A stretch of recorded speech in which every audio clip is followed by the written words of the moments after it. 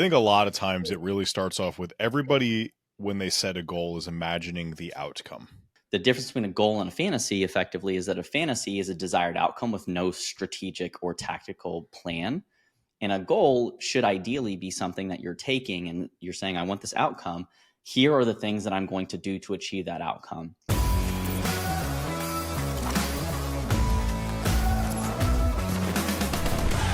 I heard a story recently about a consulting firm that adopted a client that really insisted on changing a workflow only to then go back the next couple days. I think it had something to do with emails. And they made a pretty hard left turn. And then they went back and they said, hey, consultant, I think we fucked up. How do we go back and change this? So when you think about clients, because oftentimes coaches will run into clients that don't have a goal that's very clear or meaningful. And I think today's episode on goal setting around how do you actually set appropriate targets? How do you actually take something from this fantasy and how do you actually put some legs on it? I think that's a really pertinent thing on the back end of, it's almost April. We're almost in Q2 of 2025. People are now coming down off of the New Year's resolution high. We know that roughly 25% of people are going to have dropped off of their goals. And then by the time June rolls around, 70% of people will no longer be interested in the things or be actively pursuing the goals that they had set in January when they were super hyped up, super excited. So at the end of the day, when we think about goals, when we think about how likely they are to be meaningful and actually get fulfilled on, we see that there's just this general disconnect when it comes to how to get someone from point A to point B and determining what the processes are for that. So, would love to know, in your opinion, what's the most important aspect of goal setting? Or what's your process for helping clients establish goals? And, completing goals, I should say. I think a lot of times it really starts off with everybody when they set a goal is imagining the outcome. And the only thing they're fully understanding is the outcome of the goal, right? Like, oh, I'm going to lose all this weight. I'm going to gain this muscle. I'm going to sell all these things in this business, whatever it might be. And they give little to no thought about the kind of work, the road ahead, the things that actually have to be done in order to get there. Right. So let's take losing weight and looking a certain way as a great example, just for topic. Hey, I want to lose all this weight in 6 months and I want to be athletic looking, right? Like just not thin, but I want to be lean and I want to be able to perform and all this stuff. And in order to get there, in my mind, I need to lose weight. So the first negotiation is like, is literally just losing weight the thing that's going to get you there? Is literally just selling 1,000 of these things the thing that's going to get you there? Like, yes or no? Most people can't even answer that component of it, I would say, first and foremost, because they just don't really know. And if you've never been there, you don't know, right? It's hard. The second thing that comes along is we know, and coming back to the weight loss side of things, well, we should probably go through these cycles of gain weight, ideally lean muscle mass, lose weight, ideally fat, and you go up and down. And over time, you grow that lean mass, you reduce that fat, and you end up losing weight, more importantly, looking like that athletic build that you said you wanted to look like. But it's a up and down cycle. It's an up and down cycle that you have to repeat. So it's that cycle that, like, all right, once you get in, you start doing the work, you realize, I said, I want to be this thing in 6 months. And the reality is you could probably lose 20 pounds, but it's not necessarily something that's going to be sustainable or sustained. Same token, you could probably go out and sell $100,000 worth of a thing, but then you're going to struggle for the next 3 cycles of 6 months, 2 years, whatever, to sell those things again. And when people start to realize the work and the commitment and the consistency required in order to get there, it starts to become this part where, man, I can't figure out how to fall in love with that process being a part of my life for an extended period of time is not something I can identify with. I don't see that, whatever it is. And now all of a sudden it changes. So all that to say, I think the two major problems are is that a people don't actually understand the outcome they're truly trying to create. I don't want to say like every single detail, but a solid like 85% of it. And then they have zero thought or input around the actual work that has to be done in order to go create that outcome. And when the work starts and you realize how much work those things tend to be, it's just not something that you're necessarily in love with. And your motivation and your reasons just they're not there because you don't even understand why you're doing it because you don't even understand the goal. Mm-hmm. Yeah. And we see this a lot when we think about translating that into a car buying process, which for the most part, everyone's gone through. You show up to a dealership, you maybe have a vehicle in mind, maybe you don't. And by and large, people buy things that reflect how they want to see themselves or how something, translates into their day to day. And this happens a lot where people will want something that they can't necessarily afford or might not be the best financial choice for them. So they go in thinking they're going to have this one thing, and they have a dissatisfying process because now on the back end, it's like, well, these are the things that it's actually going to cost you. And this is where we're starting to see in the car market repossessions. And again, like the socioeconomic status of how the general US economy is right now, the car industry is drastically underwater. People bought vehicles way overpriced during COVID. And now we're starting to see that there's significant numbers of repossessions and stuff that are happening when people are like, oh, fuck this payment. This is for the birds, And so it's a very similar process in terms of any goal where the difference between a goal and a fantasy effectively is that a fantasy is a desired outcome with no strategic or tactical plan. And a goal should ideally be something that you're taking and you're saying, I want this outcome.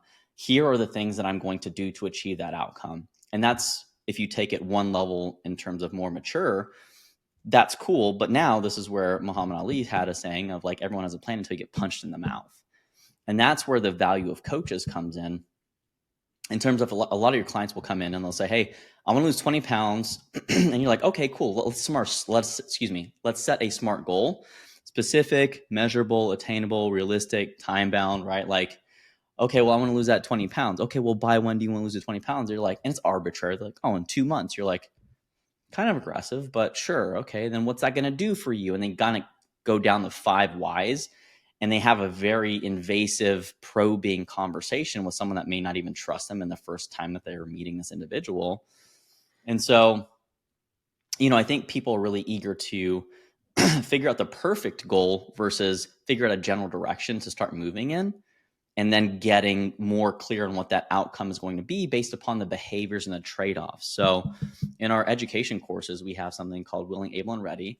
And we also have something called the trans-theoretical model of behavior change, which is effectively a psychological concept that how do you know when someone's actually ready to take on a new behavior or adopt something new? And you kind of take them from, and it's very similar to the problem awareness continuum. It's just more in behavioral psychology of they don't know their problem, aka they're in the pre-contemplative phase. Then they go in the contemplative phase, which is where they start thinking like, oh, okay, I realize this is not giving me the things I want. This is not the lifestyle I want. I don't want to feel this way, yada, yada, yada. And now that's where they start to go into the preparation phase. So they don't know about it, pre-contemplative, contemplative, phase 2, they start thinking about it. Preparatory, they start like actually putting the pieces together. They start learning the resources. That's more or less what we would consider solution aware, where they're like, okay, well, what do I need to do to start making action towards my goal? And then we start getting into the actioning, which is actually execution, right? Where people become product aware. Now they're hiring a coach, they're in the process. And eventually they go into maintenance, which is where they're just in the routine and they're getting more specific. And then eventually they have a relapse or they terminate. So either they get to their goal or they fall off the wagon. We know that those are going to be eventual things. So a good coach will start laying out the plan generally. And then as these obstacles come up, which if you don't discover them during the consultation process, which you can't, it's an hour-long conversation at most, you're not going to uncover every single thing that's going to stop this person from taking messy action. So you just want them to start taking a messy action and start stacking those behaviors so that way they can get practice executing. The same way that you can read about running a marathon, but if you don't actually ever run, Yeah. you're probably not going to actually get great It's at it. funny. I had a friend of mine, one of my buddies, talking to another friend of mine, both local. Mm-hmm. And the friend. He's like, ah, yeah, blah blah blah. Really want to start getting in shape, blah blah blah blah blah. My buddy's like, oh, you should talk to Steve. Like, good knowledge base, all this stuff. Mhm. Like, whatever, fine, cool. So I chat with him. I'm like, all right, let's just hop on the phone. Like, let's just connect for a little bit and let me understand. And I'll give you a good first Mhm. 2 or 3 steps, right? Like, I can start there and just help point you in a direction, and let's go. We get on the call and he's like, yeah, Mhm. really want to lose some weight. All right, cool, great. Why? Well, I want to be back to where I was, I don't know, 10 years ago. And I'm like, well, is life today anything like it was 10 years ago? Like, I'm just curious, is that truly a thing? Like, what does back to where you were mean? All this stuff. And so we have this big conversation. I'm like, all right, before I can even understand anything, I need you to do 2 things for me. Just track what you eat for the next week. Like, if it goes in your mouth, just put it in an app, write it down. Like, I don't care. It doesn't have to be a lifelong thing. Just start there. And You said an app. app, whatever. If it goes in your mouth, put it in Yeah. an app. Yeah. Okay. Write it down, make a note, whatever it is, scan the barcode. Mhm. Then Mhm. on the Got it. other side, I want you to do an in body on the first, day 1 and day 7, day 8, just to see what happens. I go, but don't change anything. Like, just do what you've been doing so we know what like life is look like. He's like, okay, yeah, perfect. I go, cool. Send me all the information once you do all that. It's like, okay. Well, 8 days comes and goes. No information comes, no nothing, no whatever. So I see him in the gym like 2 or 3 days later, just as I'm getting ready to leave. I'm like, hey, where's the info? He goes, oh, well, my wife, she cooks and it's hard to measure and this and that and all the and I really blah. So I just kind of stopped. But the really good news is I lost 3 pounds. And I'm like, got it. So I'm like, let's call him Bobbert. Hey, Bobbert, does that feel like kind of what I was asking for? Or does it feel like it's the exact opposite of what I asked for? He's like, well, I thought you'd be excited I lost 3 pounds. I go, if you're excited, I'm excited. Like, just keep that in mind. But you told me you wanted long term planning, like all this stuff involved. And all I said was, don't change your eating. Just write down what you've been eating so I know how much you've been eating. Because I'm willing to bet now that you started to think about it, you're eating way less, and I have no idea what's going on. And you're just kind of reducing your weight because you're eating less food. So, did you lose weight or did you actually just eat less? He's like, oh, well, yeah, I guess we can't figure that out then, huh? I'm like, yeah, we can't. And I'm like, I'm not going to guess. I go, I'm not a coach by nature when it comes to nutrition and fitness. I know a couple of things. I've been doing it long enough. I go, but if you want me to help you at all, it is my way or the highway because you're a friend and it's free. And I'm not going to waste time on the stuff. And he's like, all right, I'll track. So tomorrow would theoretically be the week of him tracking. We'll see what happens. But, anyways, he sets this goal. He has all this stuff. And he's like, literally day 2. Oh, I have all these reasons and excuses why I couldn't do that simple thing that I agreed to do.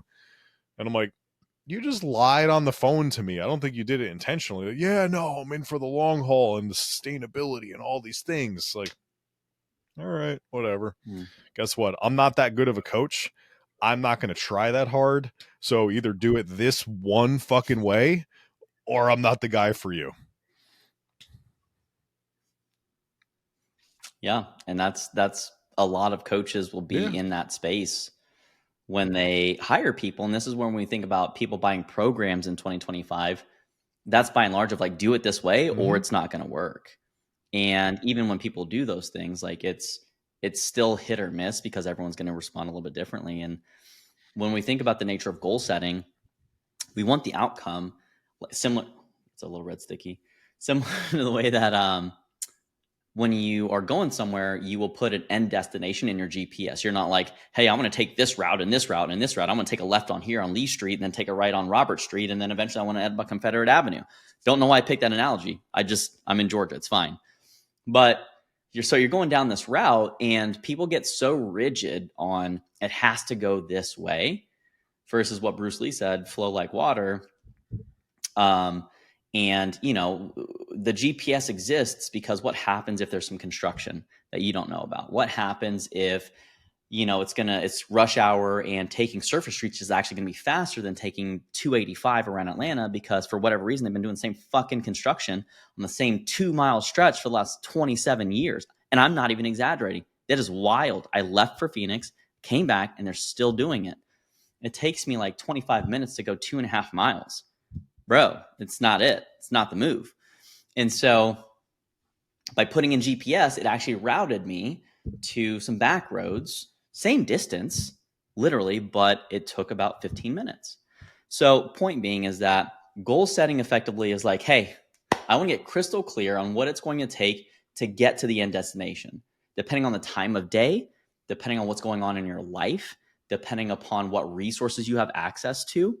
Those are going to drastically change how quickly someone should expect that, right? And the potential level of frustration they should also expect on that process.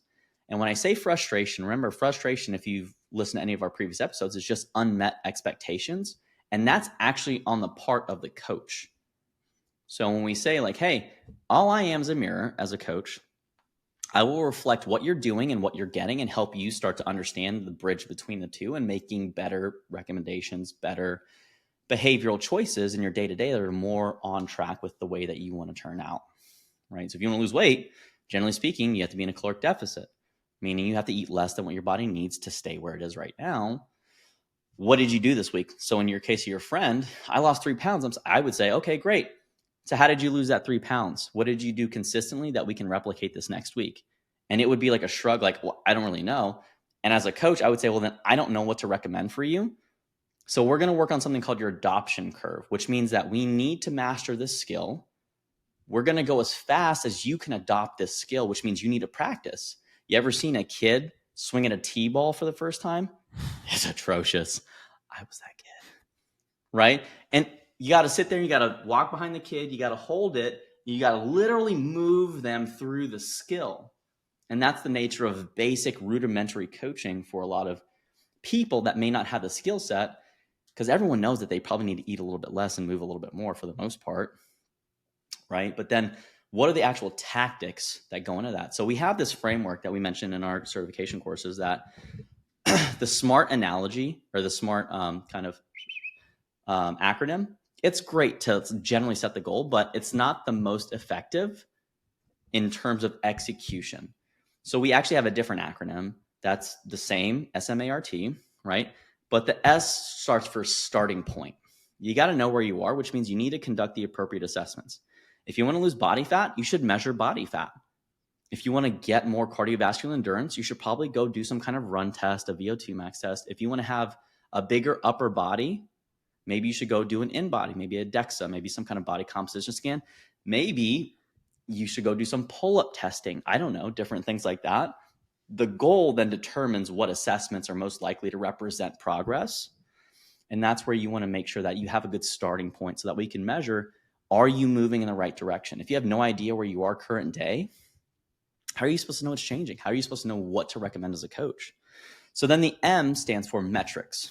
And that means that what are you measuring? Because if you're not measuring something, you really can't manage it. And you really can't say, hey, look at all this progress that you've had. And if as a coach, you are relying just on the scale to measure and demonstrate progress and efficacy of the program and your abilities as a coach, you are going to fail the majority of the time, right? Because if their weight doesn't change because they're gaining muscle and losing fat, you're going to look like an asshole if you don't know that they're gaining muscle and losing fat. They're just going to see the one thing that they care about isn't changing. So by doing some kind of body composition assessment, which I won't take a client unless they do an in-body every week. If they don't have access to that, they better go find one, because I'm not here to waste either of our time. And so I want to know if there's something called recomposition happening. Are they gaining muscle and losing fat? Are they just losing fat? Is the weight loss that they are seeing, maybe they lost 5 pounds, high five, amazing. It was 5 pounds of muscle. You're like, oh shit, that's not great. So that's how you get skinny fat and go through the repetitive cycle of weight loss, weight gain, and the weight gain gets more aggressive, right? So you got to S, starting point, M, metrics. What are you going to measure? 3 to 5 things. And that might change from the big picture to a quarterly picture, to a monthly picture, right? You might look at walking. Steps might be a metric that you measure, right? So then you're going to take those metrics, and in the A, SMA, you're going to create an action plan. Here's what I think you should probably do, right? Now you start to put things together. It's going to happen in this order. You can have whatever you want. You just can't have it all at the same time. Now, that takes on a lot of different potential avenues, right? And that's where the GPS really is going to come in, because if you write the plan that's perfect for someone on day one, they're not going to be the same person on day 7, 14, 28, or 35. They're going to change day by day. Think about how many different variables happen in life. Do you eat at the exact same time every single day? Do you go to bed at the exact same time? Do you have the same argument with your spouse at the exact same time? Do you watch your dog take a shit outside at the same time? Do you work out? Yep.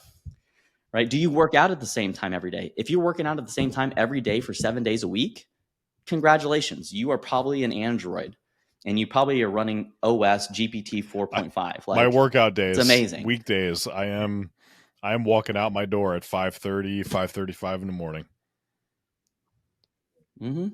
Yeah. And we find that there are people that are super consistent, which those people tend to see significant progress towards their goals because they're able to get out there and execute that.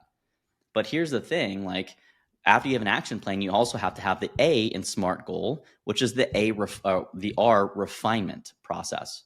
How are you going to change the things week by week? What are the main questions that you actually care about? And again, in coaching, and I'll beat this until it's dead, what do you want? What are you doing? What are you getting? What are you going to change? Those are the only 4 questions. It doesn't matter what kind of consulting you're doing. It doesn't matter what kind of business or industry you're in. Those are 4 very relevant questions. In business, what do you want?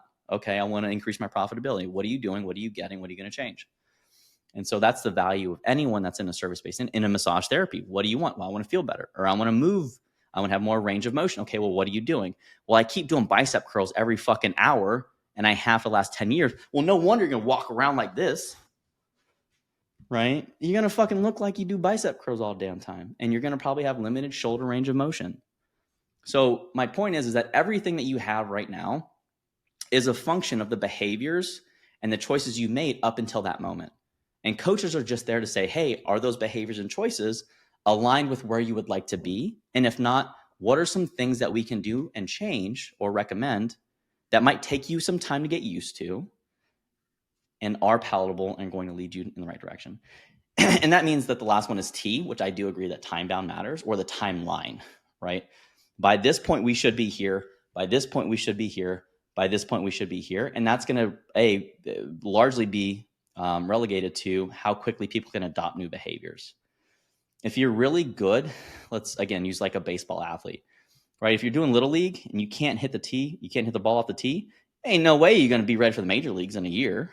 Good luck, right? There's a developmental process that normally you hit milestones. Let's teach you how to throw. Let's teach you how to run. Let's teach you how to swing. Let's teach you how to catch. Once you can do those things, let's now add other players on the field. Let's add now time. Let's add pressure. Let's add more experienced players. Let's add a coach now that's yelling at you. Let's add parents that are heckling you from the crowd, which is hilarious, right? You start adding environmental distractions.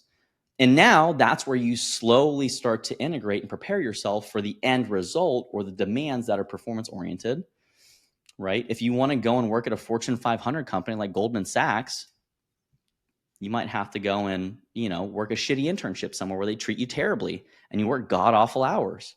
And if you're not used to that, you're probably not going to thrive in that environment. So long story short, that's what SMART should probably help in terms of getting someone from that specific goal, right, out and starting to put some legs on that thing. Starting point, right? What metrics? What's the action plan? What's the refinement process? And what's the timeline, tentative timeline for that process to start to unfold? That'll help you give them an understanding of what that is. And if you can't do that as a coach, you need to sign up for our empowered stuff, because that's where we'll actually have coaching calls and everything else and continuing education for you to learn how to do that effectively. It's cool that we talk about it and we give you the insight, but if you don't know how to apply it, go find a mentor to help you actually build your systems out. So that's all I have to say about that. But I mean, Steve, anything for you to wrap up the goal setting No, conversation of why just it's important? thank you for listening in today, spending some time with us where we break down the business of fitness and nutrition. Setting goals is a big one. Make sure you pay attention to that. Help with the clients understand your boundaries, understand theirs, and focus on all the things. Smash that subscribe button, hit that like button, throw some comments in there, and we will see you next time.